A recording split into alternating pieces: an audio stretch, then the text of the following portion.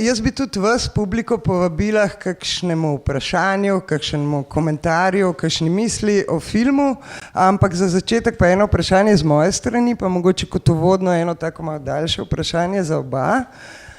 In sicer, Miha, ti si režiser tako dokumentarnih filmov kot igranih, se pravi, poskusil si se že na obeh področjih. Kodeli je v življenje ena snov za več dokumentarnih filmov in verjetno je precej jasno, da se filmar odloči, da bo film osredotočil na njegovo filmsko življenje s filmom. Seveda je tukaj se zgodilo še veliko več v filmu, ki smo ga gledali. Kako to, da si se odločil za igrano dokumentarni film in pa kako to, kar je še morda malo bolj posebno, da glavni igralec, ki igra glavnega junaka filma, je hkrati tudi ta vodilni protagonist, tisti, ki sprašuje vprašanja, tisti, ki film pravzaprav pelje naprej. Ja, to, da smo šli v igrano dokumentarno pripoved, sta v bistvu dva razloga. Zdaj, ta prvi je, da je bil objavljen televizijski razpis, kjer so želeli imeti zgodbo, ki se dogaja med leti 1900 in Prvo svetovno vojno. In se je besedilo razpisa glasilo, se pravi, da bi bila ena taka markantna dokumentarna zgodba. Fino bi bilo, da bi bila tudi igrana, ker pač televizija nima nobenih arhivskih posnetkov z tistega časa, pa bi jim to tudi prav prišlo. Tako da pač razpis narekoval to, no, malo šalo na stran. Mene so predvsem navdušile Kodeljeve fotografije, pač izjemen opus, imel je tudi smisel, talent. Vse fotografije so bile, vsaj jaz sem jih videl tako kot eni filmski prizori in seveda sem se spraševal, kaj se je v tistem trenutku zgodilo, kako je v bistvu ta njegov življenje potekal, se prav o življenju za tisto zamrznjeno sliko, tako da se je potem tudi kar sama od sebe ponudila za misel, kaj pa če bi to poskušali oživiti in pač oživiti v maniri nemega filma, ki paše v tisti čas in prostor. Tako da tukaj je bil pač zelo dragocen sodelavec, seveda Rožle Bregar kot direktor fotografije je tudi dobil nagrado Iris za najboljšo fotografijo v dokumentarnem filmu in pa Iztok Šuc, ki je v bistvu svojim znanjem na nek način omogočil to čarovnijo, da smo v bistvu te slikice nekako spravili v budilo življenje. Kar se tiče pa izbire Primoža, jaz sem pač Primoža spoznal pač kot izjemno zanimivega igralca človeka in je pač Primož mi pripovedoval, kako v bistvu oni v svojih predstavah vedno se poglobijo v lik, v to, kaj lik počne, in mi je pripovedoval pač predstavah Mladinskega gledališča, kako so se šli potapljati, smučati, skakati z BMX-i, so počeli pač stvari, da so se vživeli v like v situacije, in potem se mi je zdelo na nek način naravno, pa še to, da je Primož Štajerc, da res ni vedel za Kodelja, in je bil potem iskreno radoveden, da morda bi pa potem tudi lahko bil eden od protagonistov v filmu in pač raziskal Kodelja, se na nek način užival van. Tako da v bistvu je prišlo potem do te ideje. Pa je bilo Primož, je bil cel scenarij napisan ali je bilo to en del tudi tvojega res raziskovanja Kodelja? Kako je potekal?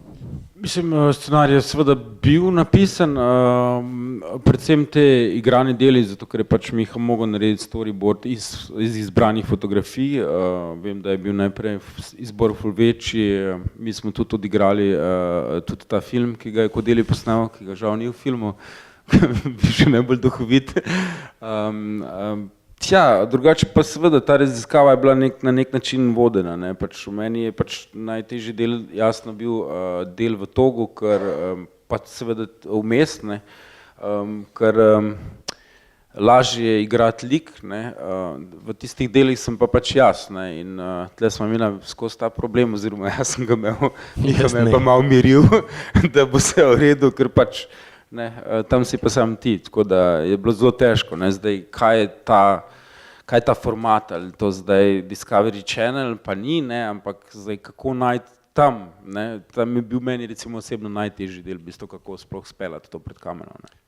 Je pa tudi res, če lahko še to dodam, ta Tog je bil zame izredno naporen, rekel za ekipo kot tako tudi, ne, recimo Rožle je bil v situaciji, da je takrat v 24 urah preletel iz Grenlandije iz -20, a nekaj delal pač zadnje ledene lovce in je bil v bistvu že na +40, ne. Tako da smo pač crkavali, ne, po domač povedano. In tisti dan, ko smo šli na Kamino v tem Vaščanom, smo cel dopoldne na tem žgočem soncu snemali tiste ruševine, a ne, in potem je bila ura 1, no, in potem je rekel naš Patrice vodnik, ne, no zdaj pa pejmo, ker vas že čakajo, ne, sej cel dopoldne že bobnajo, ne. In zdaj, hec pri teh ljudeh je, da pravzaprav tam so 3 vasi, ki vsaka govori svoj jezik, ne. In ples in bobni so pa način, kako komuniciraš, a ne, se pravi, kako se spoznaš, kako vzpostaviš odnos zaupanja, ne. In mi smo prišli tja, jaz bi šel najrajši v hotel, ker sem rekel, dosti je, bomo jutri prišli, ne.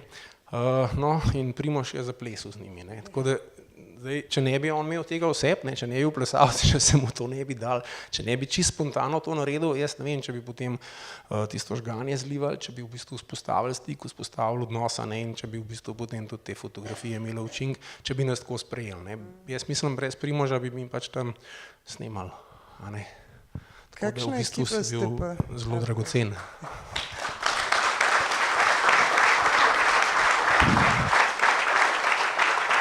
Podel je postavil infrastrukturo, ti si pa prinesel še iz novega časa duha.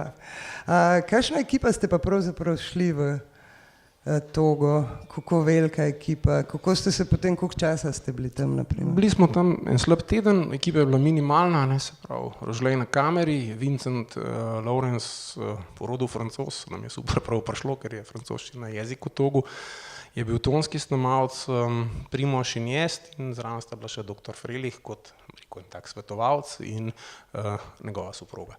Tako da v bistvu smo bili majhna ekipa, imeli smo eno tako malo agencijo, ki je sicer vod turiste, a ne, mi smo jim pač povedali, kaj bi vse radi videli, s kom bi se vse radi srečali, no in imeli smo Patrisa, s katerim smo že prej vzpostavili stik, ki nas je v bistvu pripeljal do teh Vaščanov.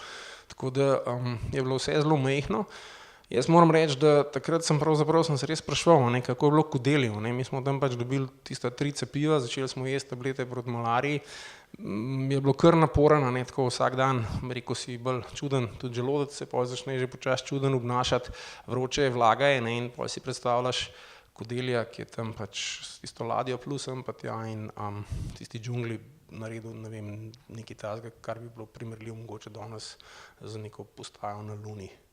A ne, tako da brez malarije, mislim brez malarona in teh 3 cepiv in tako naprej, no, tako da ja, takrat pravzaprav ti nekako jasno rata, kakšne razsežnosti so bile to v bistvu ta podvig, ne, in potem ni mu bilo dosti, pa je mogel še film snemati.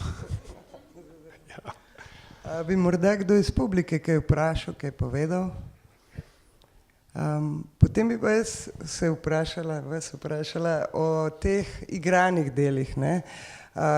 Se pravi, neka podlaga so bile fotografije, ki jih je ogromno in so res dobre. Kako ste potem prišli do neke te forme, ki seveda spominja na nemi film, zakaj ste šli recimo v to smer, kako so ideje prihajale? Še ena reč, ki me pa zelo zanima, je pa te rekviziti v filmih. A so to rekonstrukcije, a so to originalni predmeti, neki so zanesljivo originalni, vsaj videti so tako. Nič niso originalni. To je ta mojster scenograf. Mogoče v igri. A ni ona kamera, ona kovinska? Ne. Staj na Vibi v vitrini, tam v predverju. V bistvu, ko smo vse skupaj začeli delati, oziroma ko sem se z Mihom tudi pogovarjala, tudi o kastu in tako naprej in predvsem zdaj, kako ta nemi film delati, ker vseeno Miha je pač hotel imeti, da pač tudi ta nemi film deluje tudi nekako bolj čustveno, da ni to samo ena komedija in pač res neka spazem in spastika in hudo pretiravanje, tako da smo v bistvu nekaj časa prav iskali, zdaj kaj je ta ravno dovolj, ne, da ni preveč, ampak da ima malo tega nekega občutka te igre, čeprav moram reči, da smo se kar nazaj držali, mogli držati nazaj. Je bilo pa super, kar smo iznajdli potem že ti si v bistvu že navaji to iznajdu, ne, da nam je v bistvu izbral res selekcijo glasbe iz raznih nemih filmov in smo imeli v bistvu koliko, 2, 3 za različna stanja, se pravi, duhovit prizor, žalosten prizor ali pa pač nevaren prizor in v bistvu smo imeli te 3 komade in to se je skozi rolalo. In pač to se je rolalo in na vajah in med snemanjem, tako da smo imeli te 3 komade, ki so zadaj konstantno se rolali. Tako da je bilo kar zanimivo. Drugače pa, v bistvu je bil pa za mene skoraj bi lahko rekel trening za kakšen hollywoodski film, ker vse, kar smo delali, praktično smo bili pred blue screenom, pa ena mizica, pa en stol mogoče. No. Mislim, to je, ne, sej, mogoče, če bi bili ti ambienti realni, pa bi potem pač igralci res se vsaj v nekem prostoru lahko orientirali, pa imeli neko pomagalo, a ne, bi šlo, ne, ampak tam smo bili mi 10 ali 12 dni na Vibi v tisti veliki modri kocki, a ne. Zdaj, kar so imeli ponovadi ali v roki, pa nek objekt stol miza je zraven stala, ne, tako da res ni bilo nič, ne, in okej, začneš zjutraj s prvim prizorom, je kul, ne, ampak pol je to popoldne, še zmeraj vse je plavo, a ne, ti si pa zdaj že ne vem kje na ladji in tako naprej, a ne. Tako da smo potem pogruntali. Zares smo najprej začeli na suho igrati, a ne, pa smo ugotovili, da v bistvu nikamor ne pridemo, ne, se pravi, ni občutka, koliko dolg traja prizor, ne, niti ni nekega občutka, kam sploh gre vse skupaj. Potem smo videli, da pač ima vsaka scena nek svoj vrhunec, ne, se pravi, ta prizor se bo nekako zaključil žalostno, ne vem, Kodeli bo rekel, gremo v Afriko in končal bo pač to čisto sesul in bo zbežala, ne, in tukaj je potem ta glasba, ne, ki je bila tudi odmerjena, ne vem, a so bile minuto pa pol, 2, ne, in smo potem počasno nekako videli, da ta glasba res pomaga igralcem, ne, mislim, jaz zares na začetku nisem imel pojma, kako bi se tega lotil, ne, se mi zdi, da smo pa nekako vsi to kar dobro zapopadli, ne, in je bilo potem res v pomoč, ne, in ta glasba je potem res se je videla, ne, da pač že dejansko ustvar prizor, ne, se to potem ni bila ta glasba, ne, glasbo sta potem Silensa naredila naknadno, ne, mi smo v bistvu vzeli glasbo, se spomnim, ja, iz Metropolisa, pa iz Artista, a ne, pa še mislim, da je enih par filmov, tako da smo imeli 6 teh emocij smo imeli, ne, ja. Ampak res, no, ko govoriš o glasbi, ki je bila podlaga in glasbi, ki je zdaj v filmu, pa prinese eno prav posebno liriko v filmu, ne, in to si verjetno hotel. Saj tudi v tej fikciji se zgodi verjetno veliko več, kot so dejstva. Kako si pa do tega prišel? Ja, pač znano je, ne, in filmi so imeli tega pianista, ki je pač pol to spremljal v živo in je ta film nekako čustveno pač napolnil, a ne. Jaz osebno sem velik oboževalec glasbe Silence in mislim, da sta bila Primož in Boris Ravn takrat v fazi 2 klavirjev, mislim, da je bilo tam, predtem sem videl njun koncert v Drami, a ne. Se rekel, ok, 2 klavirja bosta mogoče malo preveč, ampak eden bi bil glih zadosta, ne. No in se mi zdel, pač ta glasba njuna je super narativna, a ne, ima emocije, ki so moderne, a ne, ki te nagovarjajo na moderen način, ne, pa hkrati ima pa neko brezčasnost in neko to filmsko napetost ustvarja, ne. Če je komad še tako preprost, je kompozicija, ne, rekel, popolnoma zadošča, ne. Mislim, da sta uporabila še neke druge inštrumente, a ne, pa Borisov vokal, ampak v osnovi je pa ta nek klavir, ki pripoveduje zgodbo, ne. Ja, je malo intenziven, ampak se mi zdi, da v kinu, no, pa naredi svoje, pride do izraza, no, tako vsaj jaz čutim. Mogoče kakšno vprašanje iz publike? Izvolite.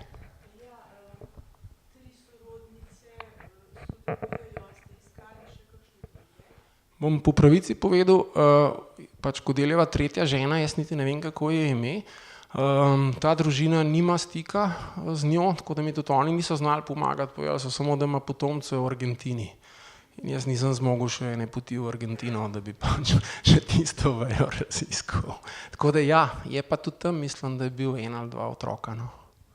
Tako da, ja, toliko lahko povem, no, zdaj v svoje upravičilo oziroma pač nekje potegneš črto, ne. Nekje pač narediš ta izbor. So pa te tukaj tudi v stiku s Slovenijo, ne, kar se mi zdi tudi pomembno, tiste se niso, po tretji ženi se niso oglasili, tako da se mi zdi, no, da nekako ta vloga jim le pripada, si jo le zaslužijo. Gospa Livija je pa pač umrla aprila, ne, tako da je ni več. Je zdaj nekako Alessandra Unine čevlje stopila, ne, je tudi že pokazala, se je krstno peljala z komfortablem, v petek, ko je bila otvoritev Kodeljeve doprsne skulpture, tako da je v bistvu nekako počasi zaseda njeno mesto, ne.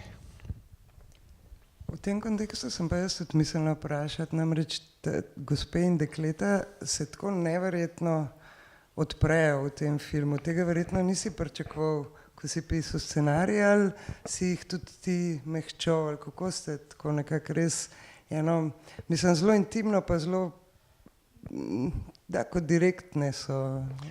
No, jaz sem upal na še več, ker jaz sem pač to, rekel, družino spoznal tudi po neki taki bolj intimni čustveni plati, se pravi, rečemo, sem malo pogledal ta zakulisje, se pravi, plemstva, ta svet, rečemo temu, tega blišča, je pa to tudi temna plata, se pravi, te čustva in odnosi, Že sam Kodeli ni te sreče najdel, tako rodbina se je kar po spisku ločvala, Livija je tudi se ločila pri 60-ih, jo je mož zapustil, njena starša mama, mislim, da se je 3-krat poročila, oče 2-krat, tako da nažalost, to plemstvo pa se ni naučilo, bom rekel, tega, se pravi, te sreče si na nek način niso znali nuditi, Jaz sem si želel, da bi to v filmu še malo bolj izpostavili, ampak sem pa videl, da se temu malo upirajo, da si to ne želijo, bi bilo sicer malo, tako bom rekel, sprostilno, bi bila neka osvoboditev za njih, ker so mi pa v tem ves čas govorili, za kamero, pač ne vem, kako je to, in tudi tle se recimo vidi pri Valentini, kako se je pač uprla in je rekla, da bo najprej pač poskrbela zase, Te plemkinje so bile več ali manj vse vzgajane za to, da bodo tega princa najdli, učili so jih jezikov, so lepe, vitke, gospa Aleksandra ima 65-66 let, pa zgleda, tako da niso jih pa naučili zase poskrbeti, Tako da v bistvu je pol tale Valentina ravno v tem posebna, da je rekla, da bo pač to tradicijo prekinila, in je šla v Milano, naredila kariero, ima poklic in se preživlja. Tako da v bistvu je to še neka globja dimenzija zgodbe, ki sem si jo želel, ampak na nek način jo pol smo pač lahko dozirali v filmu to, kot smo jo. Je pa to zanimivo, pa hkrati kar žalostno. Tako, bom rekel, tudi tista hiša pri njih, ki smo bili, na nek način je hladna, tako kot grad, ni toliko topline, ni te ljubezni. Čeprav Aleksandra se je na nek način izvlekla, ona v tistih hipijskih časih je šla na akademijo, je rekla pač, da ne bo princesa, bo slikarka, umetnica, se je poročila slikarjem, priznan ustvarjalec, dela na Dunaju scenografije, je pa to čisto odvisno od njega, Nikoli v življenju ni delala, tako da, če bi se od nje ločil, bi bilo žalostno. Ja, tako je s tem plemstvom. Delavci smo pa srečni. Ja, jaz mislim. Morda še kakšno vprašanje iz publike. Primož, kaj pa te najbolj presenetljiva ali pa najbolj osupljiva stvar ali pa del življenja Kodelija ali pa kakšna njegova lastnost, kaj te je najbolj očaralo na njemu?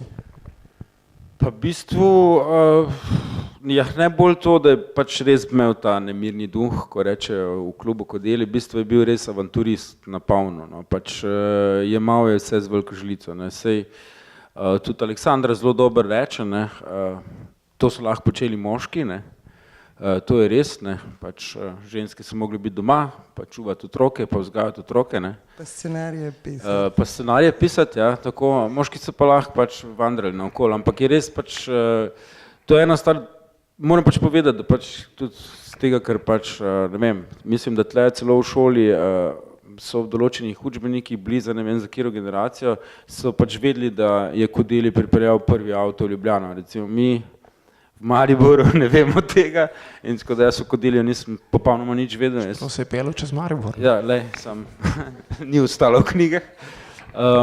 Tako da jaz niti nisem vedel, da je Kodeljevo po priimku, jaz absolutno ničesar nisem vedel. In pol v bistvu najmočnejše je v bistvu ta njegov znanstven del, v bistvu, koliko je on v bistvu res znanstveno, koliko se je vrgal v te patente, koliko konstantno je to delal. Res je, da znotraj tega filma ni toliko poudarka na tem, ampak je nemogoče zaobjeti vse in se mi zdi, da je tu še ful eno polje, kjer pa v bistvu bi bilo super ga pa iz te strani predstaviti in zelo natančno pogledati, kaj vse je počel, kaj so njegovi patenti, kakšni načrti so bili. Miha mi je isto razlagal, pač ne vem, on je recimo seveda samo načrt naredil za Cepelin, ki bi bil dolg 2 kilometra, in v glavnem on je res delal praktično Star Wars, pač res je sanjal o tem, kako izboljševati, na veliko je pač, no, in to je v bistvu en del njega, ki se mi zdi, da je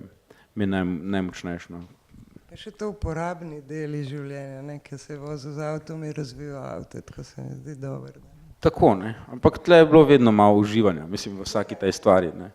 Ja, v bistvu avanture, pustolovščina, toga dela filmičenga, ne. Jaz sem tako, meni je vedno težji pri srcu, pač se veliko ukvarjam s temi znamenitimi Slovenci, posebnimi Slovenci, si rečem Pišuka, ne, če bi bil ta v anglosaksonskem svetu rojen, bi zdaj bila že filmska franšiza, ne, bi nekaj skombinirali med Sherlockom Holmesom, Indiana Jonesom, pa ne vem še kom, in bi verjetno to drugače prezentirali in bi ta zgodba postala arhetipa, ne, in ne, tako pa mi to imamo, pa ne, zdaj se počutimo kaj večji zaradi tega, a je to zdaj kaj vpliva na našo samo podobo. Jaz bi si želel, da bi tudi film temu pripomogel, ne, ker ta pustolovskost se od začetka filma se najbolj unovčuje, ne, in v bistvu kultura, s katero smo pač mi kolonizirani, ne, se pravi ameriška kultura, anglosaksonska kultura je pravzaprav vedno cenila take like, ne, in jih je pač potem potegnila, izpostavila in okrog njih pletla vse žive zgodbe, ne.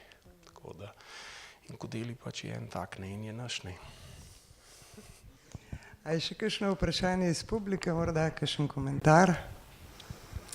Prosim. Samo še to povem, da smo poleg tega, da smo odkrili tisto skulpturo, so naši fantje eno krasno revijo o Kodelju in njegovem življenju izdal, ki je pač revija je v sklopu naše zveze, ki izdaja take revije, ampak ta je posvečena v celoti življenju in projektom Kodelja, ni pa v prosti prodaji, nažalost, ampak se da pridali tudi v našem klubu Kavadarski. V torkih. Se pravi klub Kodeli. Pa seveda zunaj, ne, se jo da prelistati. Če ni več nobenega vprašanja, bi jaz preden vas povabim v kavarno Kinodvora, kjer lahko z ekipo klepetate tako malo bolj na 4 oči, ob kozarčku česa. Grisinih. Grisinih. Okay. 12 vrst grisinov. Bi samo še morda za konc, Miha, letos, v bistvu prav v teh dneh, imaš pa nov film na sporedu, Aj otok, tukaj greš pa na pustolovščino spet nekam drugam. Ja, v bistvu sem bil na pustolovščini. Ja, pustolovščina je končana, Aj otok je na festivalu, Slovenskem filmskem festivalu, petek ob 5 v Ljubljani, v Komuni, mislim, da je ob 8:30 v petek. Ja, končuje v bistvu spet 3-leten projekt. Zgodba govori o Biševu, kultnem hrvaškem jadranskem otoku, nekako skozi oči Mateta Dolenca, ki mu je posvetil enih 8 romanov. Mi smo ga spremljali od lani Božiča in spremljali smo prizadevanje zadnjih 13 Biševljanov, da bi ustanovili otoški mestni odbor, nekako obvarovali življenje na otoku, dosegli vsaj neko minimalno avtonomijo, da bi se jih upoštevali, poslušali v borbi z pač turističnimi organizacijami, občino Velikega otoka Visa. Projekt je nastal kot transmedijski projekt, kar pomeni, da smo začeli zgodbo nekako predstavljati na spletni platformi 13 tednov zapored, pozimi, ko je otok pravzaprav najbolj, ne vem, zapuščen, ogrožen, ko ljudje razmišljajo, naj ostanem ali grem. V 13 tednih smo lansirali 13 kratkih epizod, mobilno aplikacijo, na tako manjšo igrico, zgradili eno skupnost 132,000 ljudi, 50,000 z Hrvaške, 40 Slovenije, pa še 10 držav sveta, ki je v bistvu pač sodelovala in podpirala te naše otočane. Zdaj, kako se je zgodba končala, če je bila njihova borba uspešna, vas pa vabim, da si pogledate v filmu. No, še enkrat čestitke za Kodelja. Film bo zdaj igral v Kinodvoru in tudi po Sloveniji, tako da lepo povejte prijateljem, da se ga splača videti. Najlepša hvala, da ste prišli vi, hvala za film. Hvala tudi vam.